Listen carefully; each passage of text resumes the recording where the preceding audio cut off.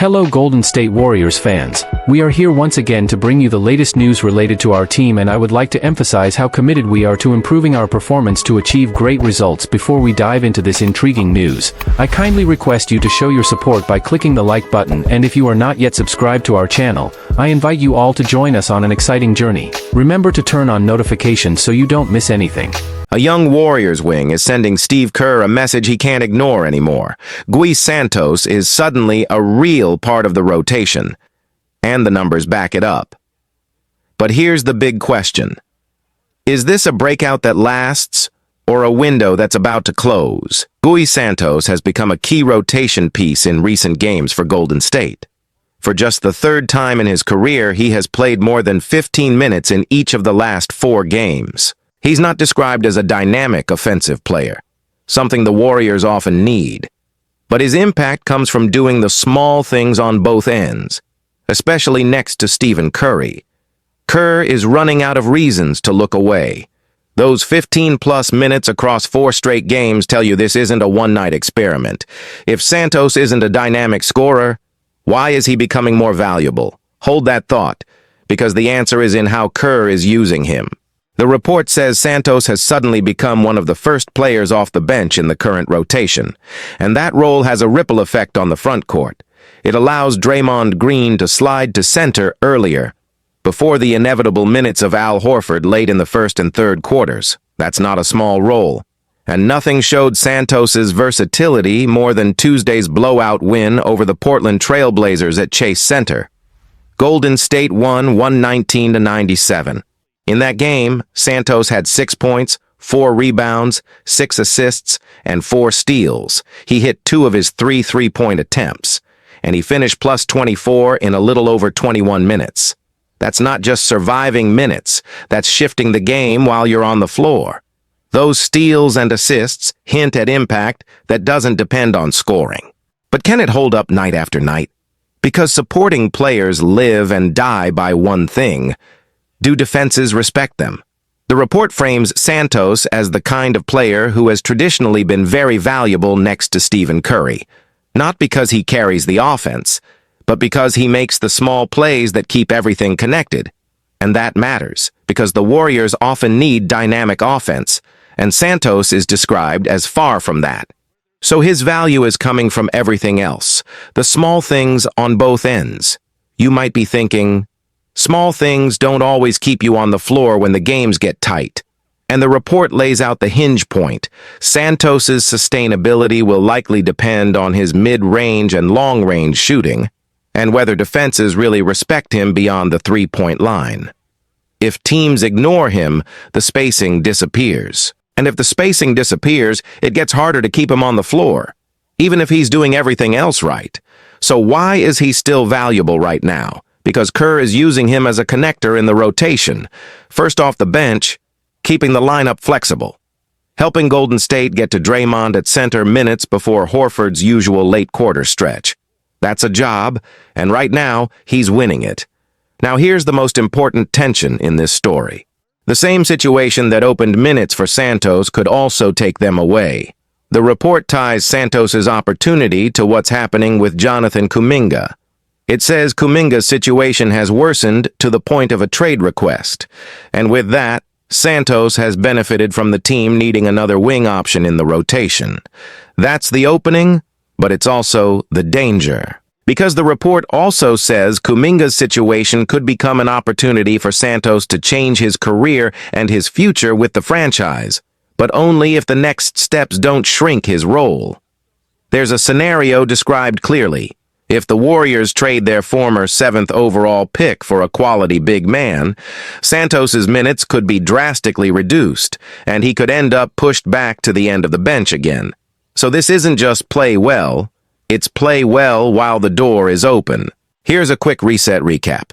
Santos is getting real minutes, he's producing without needing high scoring, and his role is tied to how the rotation is built right now. Now the numbers that define his recent stretch. Against Portland, he had 6 points, 4 rebounds, 6 assists, and 4 steals. He went 2 for 3 from 3, and he was plus 24 in a little over 21 minutes. On the season, he's shooting 35.1% from 3. But over the last 8 games, the report points to a strong trend, 44% from deep with more consistent opportunities. And the team results during his minutes are loud. Golden State is plus 54 in the 137 minutes Santos has played over those last 8 games. That's tied for first on the team with veteran guard D'Anthony Melton. You might be thinking, plus-minus can be noisy. It can be, but this report uses it to underline what Kerr is already showing with his rotation: trust. Now, this next stretch is where it gets real. Santos is in the final year of his rookie contract, making $2.2 million. And the report says the second half of the season will be extremely important before he becomes a restricted free agent. So every rotation decision becomes a career moment. Right now, he has Kerr's trust and the coaching staff's trust. But the report leaves the question hanging. How long will that last? And it may depend on 2 things. His shooting, because that decides whether defenses respect him. And what happens with Kuminga, because roster changes could reshape Santos's minutes fast. Santos isn't being framed as a scoring star. He's being framed as a rotation glue piece. And right now, Steve Kerr is treating him like one. And that label matters, because glue piece is often what keeps lineups stable when a team is searching for consistency. If Kerr is leaning on Santos early off the bench, it means he's trusting him to hold the shape of the game, not just survive it. The box score from Portland explains why that trust is growing. 6 points won't headline anything by itself, but 6 assists and 4 steals from a wing screams activity. It says he's impacting possessions. It says he's creating extra chances without needing the offense run through him, and that's the exact kind of support the report says tends to be valuable next to Stephen Curry, not because it makes Santos a featured scorer, but because it lets Curry stay Curry while the role players do the connecting work. Still, there's a ceiling question here that the report doesn't dodge. Santos's long-term usefulness likely depends on whether defenses respect his shooting. That's the separator for almost every supporting player in the league. Because if opponents don't honor you beyond the line, the floor shrinks fast. And when the floor shrinks, even great small things get harder to play. That's why the split in his numbers matters. On the season, he's at 35.1% from 3. But over the last 8 games, he's at 44.4% with more consistent opportunities. That doesn't guarantee anything. But it does explain why Kerr is giving him more runway right now, and it ties directly to the other number in the report that's hard to ignore. Golden State is plus 54 in the 137 minutes Santos has played over the last 8 games. That's tied for best on the team with D'Anthony Melton. You might be thinking, isn't plus-minus just lineup luck? Sometimes yes. But when the minutes start stacking, and the coaching staff keeps going back to the same player, it stops looking like coincidence. It starts looking like a pattern they believe in. And that brings us to the most fragile part of this entire story. Santos's current opening is connected to the Warriors needing another wing option, with Jonathan Kuminga's situation worsening to the point of a trade request. That need created space in the rotation. But the report also makes the risk crystal clear. If the Warriors trade their former 7th overall pick for a quality big man, Santos's minutes could be drastically reduced, and he could be pushed back to the bench again. So his opportunity isn't only about performance, it's also about timing.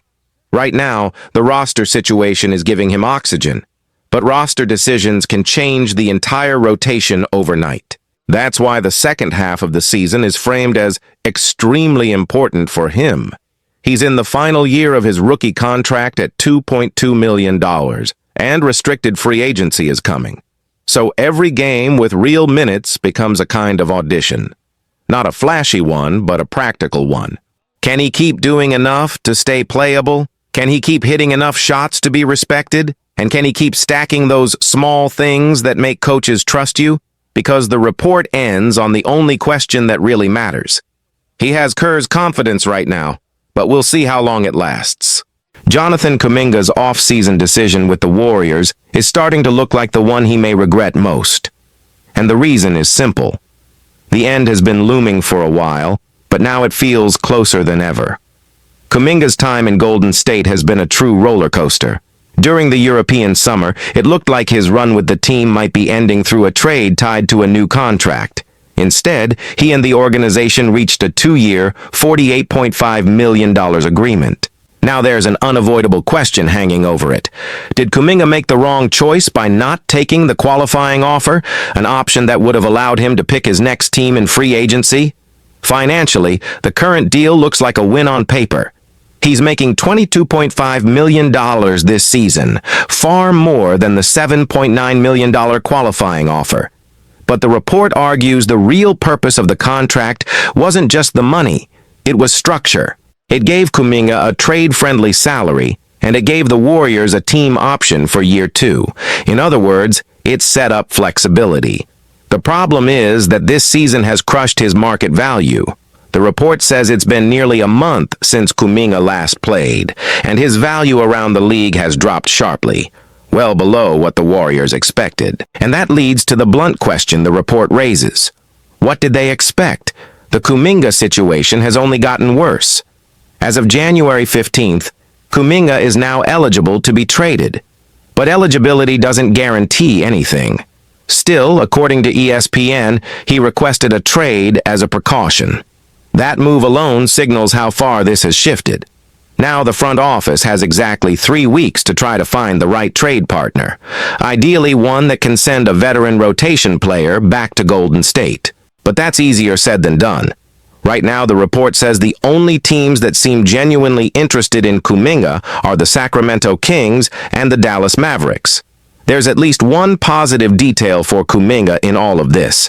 The report says he appeared interested in going to Sacramento, but even that comes with no guarantees. Jake Fisher reported for the Steinline that Golden State still isn't interested in Malik Monk, noting a sign and trade would be required. And Fisher added that both sides have understood for some time that a third team would likely need to be involved for a deal like this to work. So yes, a trade is possible, but the report also makes it clear there's a real chance nothing gets done before the deadline. And that outcome would satisfy nobody. It's clearly not what the Warriors should want, and it's clearly not what Kuminga wants either. Even though he's shown a good attitude about being out of Steve Kerr's rotation again, he wants to play. More than that, he wants the chance to prove his value somewhere else. If he stays, the drama could just repeat. If Kuminga remains with the Warriors, Golden State could exercise his $24.3 million team option this summer and try to trade him then.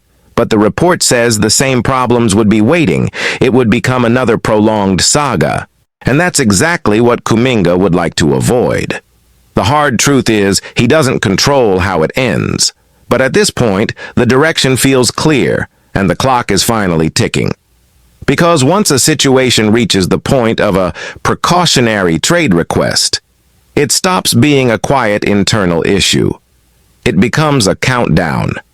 January 15th matters here for one reason: eligibility. Kuminga can now be moved, and that turns weeks of uncertainty into an actual window. And the report frames that window in a very specific way. The front office has 3 weeks to try to find an ideal partner. Not just any deal, one that brings back a veteran rotation player. That detail is important because it limits the kind of return Golden State is looking for. It also raises the difficulty, especially if the pool of interested teams is as narrow as the report suggests. Right now, the piece says only 2 teams look genuinely interested: the Kings and the Mavericks. That's not a bidding war.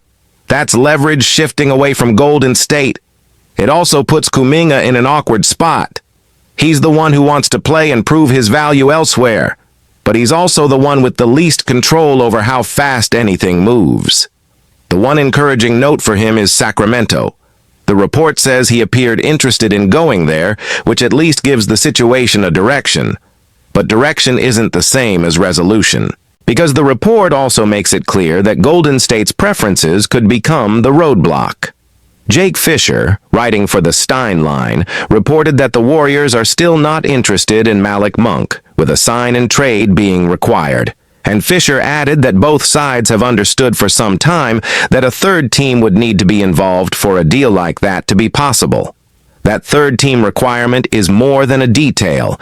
It means this isn't a simple two-team negotiation. It becomes a puzzle with more moving parts, more competing priorities, and more ways for talks to stall.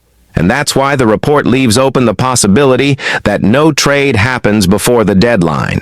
Not because nobody wants anything, but because the structure might be too difficult to line up in time. For the Warriors, that's the worst kind of outcome. They wanted the contract to create flexibility. They wanted the salary to make a trade possible. And yet the report says Kuminga's market value has fallen far below what they expected, after it's been nearly a month since he last played. So they're trying to execute a plan with less leverage than they anticipated. For Kuminga, it's even more personal. The report says he's maintained a good attitude about being out of Steve Kerr's rotation again, but he still wants to play.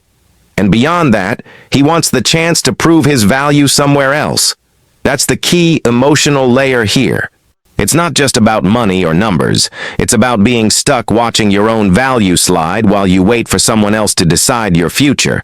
And if nothing happens before the deadline, the report suggests the story doesn't end. It just stretches. Golden State could exercise the $24.3 million team option this summer and try again to trade him.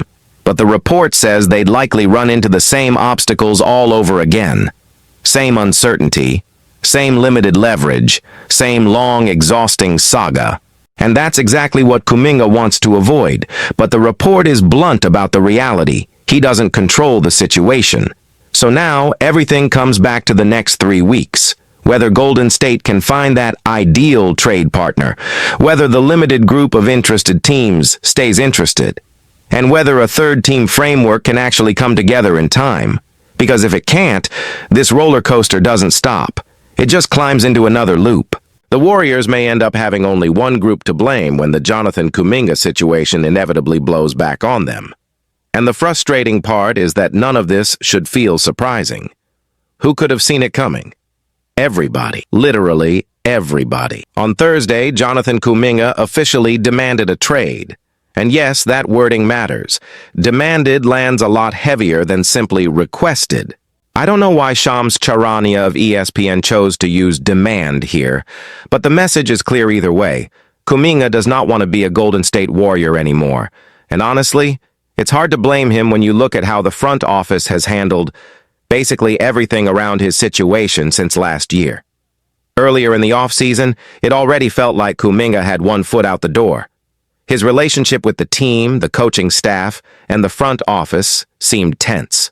And the idea of Golden State giving him a long-term deal felt unlikely. Then came the painful contract negotiations. The Warriors brought him back on a 2-year deal with a team option for the second season.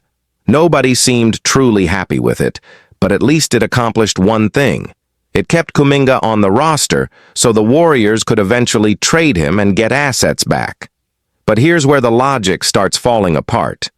Lately, Golden State hasn't even been using Kuminga, and as a result, his market value is down. So what was the point of bringing him back? Why not move him in the offseason, when other teams actually wanted him? It's hard to believe what we're watching now was ever the plan. The Warriors backed themselves into a corner. This always looked like a strategy to trade Kuminga during the regular season. But if he isn't going to be part of the rotation, why keep him around at all? He's been getting DNPs recently, so he isn't helping the team on the court. And because he isn't playing, he isn't building market value either. That makes it even harder to justify keeping him long-term. Now, to be fair, the article doesn't pretend Kuminga is completely innocent. It says he hasn't played very well in the minutes he's gotten. But the larger blame in this framing lands on the decision-makers, Mike Dunleavy Jr. and Joe Lacob. Steve Kerr might not escape criticism either. But the piece argues this part was never a mystery. Kerr doesn't like Kuminga as a player, which raises a brutally simple question. Was there any real alignment between the front office and the coaching staff when the Warriors brought Kuminga back in the summer? Did anyone sit down and say, "Steve, we're re-signing Kuminga because we want to trade him. Can you at least play him enough to keep his value up so teams actually want him when he becomes available?" Because right now it doesn't look like there was a shared plan at all. Instead, the situation now looks like the Warriors brought him back mainly so other teams couldn't sign him. The piece even frames it as a kind of revenge move against the Sacramento Kings. And sure, if that was the goal, they pulled it off. But the cost is obvious. Kuminga doesn't want to be here. The Warriors aren't playing him, and the value they hope to protect is slipping away at the exact moment they need it most. The one positive in all of this, according to the article, is that the saga feels close to ending. And if you've been exhausted by the back and forth, that last part hits hard, because at this point, everyone just wants it to be over. And that's the maddening irony. The Warriors brought Kuminga back on a 2-year deal with a team option, seemingly to keep control and preserve flexibility. But the way this has played out has made that control feel like a trap. Because if the whole purpose was to keep him on the roster long enough to trade him for assets, then minutes matter. Visibility matters. And right now, the article's point is that Golden State has done the opposite of what would protect his market. They haven't been using him. He's been getting DNPs.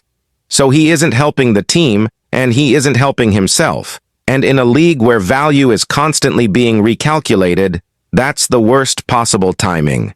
That's why Thursday's development hits as a turning point. Kuminga didn't just ask out.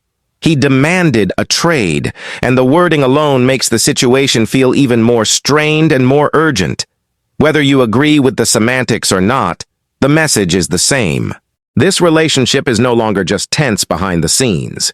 It's now openly fractured, and the article makes it clear why the frustration is aimed upward. It points to Mike Dunleavy Jr. and Joe Lacob as the people most responsible for how this has been handled.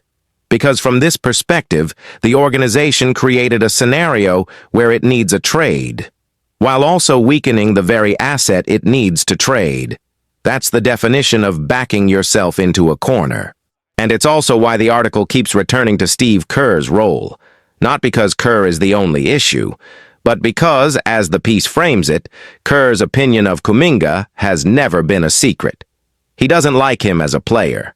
So if the front office wanted to treat Kuminga like a trade chip, the obvious question is whether they ever got real buy-in from the coach who controls the rotation. If they didn't, then this outcome isn't shocking. It's predictable. And that's the "how did we get here" moment. Because earlier in the offseason, the writing already seemed on the wall. The relationship felt strained, and a long-term commitment felt unlikely. Then they negotiated through it anyway, brought him back, and landed on a deal that nobody seemed thrilled with. Except it kept him on the roster for a future trade. But if you bring him back and then don't play him, you lose the only leverage that plan depends on.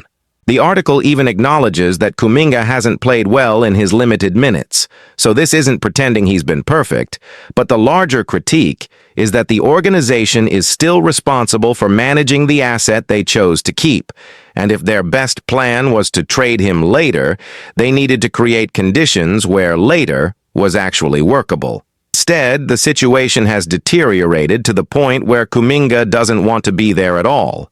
And that's where the repercussions ripple outward. It affects the locker room mood. It affects the rotation decisions. It affects the way every rumor is framed. Because now every conversation starts with the same uncomfortable truth. The Warriors need to resolve this, and everyone knows it. The line about revenge against Sacramento adds another layer to the frustration too. If the Warriors' real motivation was simply to keep Kuminga away from other teams, then the article argues they succeeded. Congratulations. But what did it actually accomplish? It didn't create a happier player. It didn't create a better rotation fit. And it didn't strengthen the trade market for him. It arguably did the opposite, which is why the closing sentiment in the piece feels almost like relief. At least it seems like the end is near. Not because there's a clear, clean solution already in place, but because the tension has reached a point where something has to give. And if you're a Warriors fan watching this unfold, that might be the only comforting thought left. Just end it and move on. Moses Moody may have just made the Warriors' path to a Michael Porter Jr. trade a whole lot clearer. And it starts with a simple point. His performance against the Trail Blazers was a reminder that he still has real value. Golden State is increasingly being linked to Brooklyn Nets forward Michael Porter Jr. as their top trade target. And it's easy to see why. Porter is having the best season of his career in Brooklyn, averaging 25.9 points, 7.5 rebounds, and 3.4 assists. He's also knocking down 40.4% of his three-point shots. No matter what financial restrictions exist, Porter looks like the kind of piece that could help fix a major part of what's been holding the Warriors back offensively. But here's the problem. The trade package still isn't clean. The Nets reportedly have little interest in Jonathan Kuminga, which makes it harder to build a straightforward deal. And that's where Moody starts to matter in a much bigger way. In Golden State's dominant win over Portland, Moody put up 14 points, grabbed 2 rebounds, and handed out 3 assists. He also hit 4 of 8 from 3. That's not just a nice stat line. That's the kind of performance that changes how teams evaluate you in real time. If the Warriors are serious about Porter, any realistic package would need to include Moody. And if he strings together more strong outings over the next few weeks, it could help turn a messy trade idea into something much more workable. Why Moody could be the swing piece draft capital will always be a major part of any deal for Porter. But the article makes it clear. Moody matters too. The Warriors are once again positioned to make a major move at the trade deadline. Right now, they rank 15th in the league in offense, and their championship hopes depend on adding another player who can consistently put points on the board. Porter is the most obvious name for that job, but his contract, roughly $38 million this season, creates a hard reality. Golden State would need to stack multiple salaries to make a trade work, and the clearest route to reaching that number runs through Jonathan Kuminga, Buddy Hield, and Moody. Kuminga and Hield have recently received multiple DNPs, and because of that, the report suggests their market value likely isn't strong enough to convince Brooklyn to move its top player. It gets even more complicated in a hypothetical Porter deal. Kuminga would likely need to be routed to a third team. That leaves Hield and Moody as the main pieces the Nets would actually be receiving back, and that's why Moody's value becomes so important. Even if Golden State is willing to include future first-round picks, which may ultimately be the deciding factor, Brooklyn still needs more than just picks to feel good about the move. The article notes that the Nets see themselves as potentially competitive in the next few seasons, so they need players who can retain value after the trade is done. That's where Moody's performance against Portland becomes more than a one-night story. Games like that are a reminder of what he can be. A valuable 3-and-D wing who can contribute as a starter or off the bench. And if he keeps playing at that level during this stretch, it doesn't just help the Warriors win now. It makes the road to a Michael Porter Jr. trade feel far more realistic and far more clear. Because from Brooklyn's side, this isn't just about moving money or collecting picks. It's about trust. If the Nets truly view themselves as a team that can be competitive in the next few seasons, then any deal has to bring back value they can rely on after the transaction is complete. Draft capital matters, yes, but players matter too, especially if they can actually play and hold their value. And that's exactly why Moody's recent reminder against Portland carries weight. 4 made threes on 8 attempts isn't just efficient. It's a clean signal of the role he's supposed to fill. A wing who can space the floor. A wing who can defend. A wing who can contribute whether he starts or comes off the bench. That's the profile the article is pointing to when it calls him a valuable 3-and-D piece. And it's the type of profile that helps negotiations feel less like a gamble. It also puts pressure on the next few weeks. The report isn't saying one game seals anything, it's saying the trend is what matters. If Moody strings together multiple strong performances, the Warriors aren't just showcasing him. They're strengthening the most realistic part of a Porter package, because the piece makes one thing very clear. A trade for Porter doesn't work cleanly without Moody involved. And that's where the repercussions hit Golden State internally, too. Moody's role has been uncertain long-term, according to the article, so every good game raises an unavoidable question for the Warriors. Is he part of the future core? Or is he the best asset they have to help land the type of scorer they believe they need?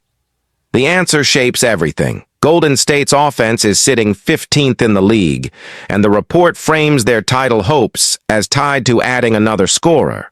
So if the front office truly believes that, the urgency increases. Porter becomes the obvious choice because of his production, and because his three-point efficiency is strong enough to fit into what the Warriors want to be offensively. But you can't get a player like that without giving something real back. That's why the article keeps circling back to two things: salary matching and value. Porter's contract is around $38 million this season, so the Warriors have to bundle contracts.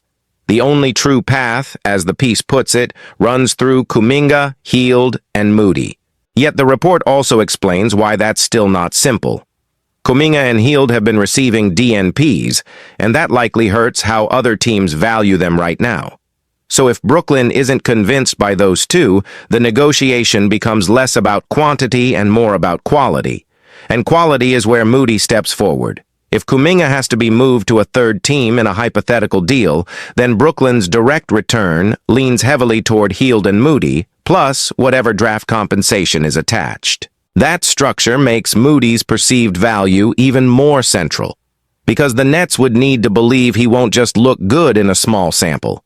They'd need confidence that he can hold value after the deal, and that's exactly what the article emphasizes. So for Moody, the stakes are unusually clear.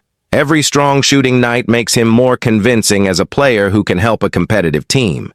Every solid two-way performance makes him less like filler and more like a real piece. And for the Warriors, that clarity could be the difference between a trade concept and a trade that's actually actionable. This is why the Portland performance matters beyond the box score. It's a reminder to the league that Moody can step into his 3-and-D identity and produce. And if he continues to do it through this next stretch of games, the Warriors aren't just improving their chances on the court. They're making the path to their biggest trade target feel exponentially more straightforward.